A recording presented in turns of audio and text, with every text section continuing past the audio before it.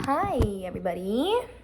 All right, so we're talking about week 4. I started week 5 today. And there's Tuti. Relax. She was egg biting herself. Don't mind her.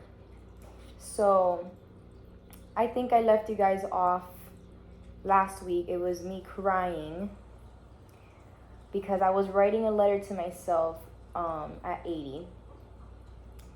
And that was very interesting. I don't know, I was realizing things that I wanted and that I wanted to do in all of my life.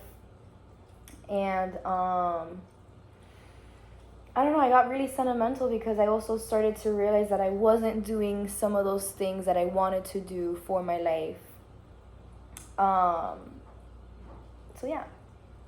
But the rest of the pages helped me realize what I need to do. And again, it's like what I said in the last week. It's like very minimal things. Like, for example, like what you eat. Like one of those times it was like, literally like eat whatever you ate when you were 8 years old. You know what I mean? So I love to craft mac and cheese and stuff like that. So it was like super cool. Stop. She keeps biting herself. I'm sorry if I keep getting distracted by her. This is so funny. Remember yourself at 8. What did you do? What did you like to do? What were your favorite things? And I wrote, at 8, I had a CD player, and the one CD I would listen to from top to bottom was Camila. Yeah, that was the band. It's a Spanish band. Their name was Camila. They have bangers.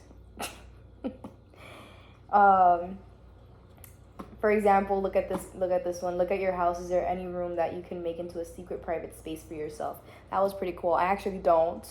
I'm gonna try to. But that is really cool, you know what I mean? Like, I can literally like do my own little safe space in my own home, and I don't know. It's just like the minimal stuff.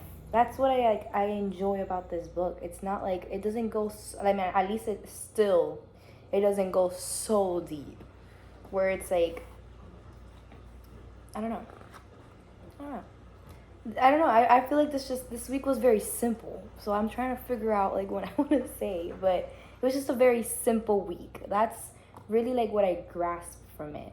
And then yeah, she just makes you go back to like week 2 and figure out like if I don't know if you guys remember the pie that I had to make for my friends, my play, my work, stuff like that, my spiritual, and to see if any of those have like shifted or changed in any way.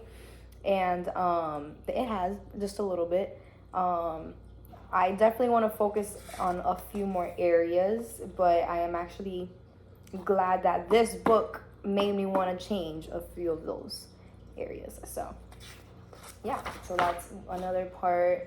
Let me see, write your own artist prayer. This one was amazing just because I love to pray every single day, any chance I remember, and just to like write it on a piece of paper, on something physical, it really like helps manifest, and it helps me believe it even more. So I'm just really glad that I wrote it on a piece of paper.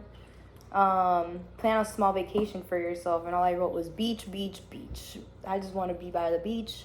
That is my safe space. That's where I am truly happy. I want to be in a bikini at the beach. Open your closet. Choose one low self-worth outfit to hand down to a friend or donate to a charity. Make space for new. I was actually planning on doing this sometime this week or the next, so I still have yet to do this one. But yeah, I'm actually really excited about that because I like to declutter. I like to throw away some energy here, throw away some energy there. So that's pretty much what's going on. Look at one situation in your life that you feel should change but hasn't. This one was a tough one, but I had to be real with myself. And that's the beauty of this book, is that sometimes you're so scared to say what you truly want to say, but like this is like such a intimate, nobody's gonna like really know where to read or what to read, so it's like I just threw exactly what I thought in my head, and it's a very scary thought, and it's a very scary decision, but I still wrote it down. Still wrote it down. Actually pretty crazy. Yeah, and then the check-ins, just to see if I did every day, which I didn't. I know I keep saying that, but I said I definitely just forgot. In the week, and like there was like on Saturday, I think I woke up and I had to get ready, and I just like completely forgot, but I did it at night. I didn't do it in the morning, but I did it at night. So I technically did, but I technically didn't.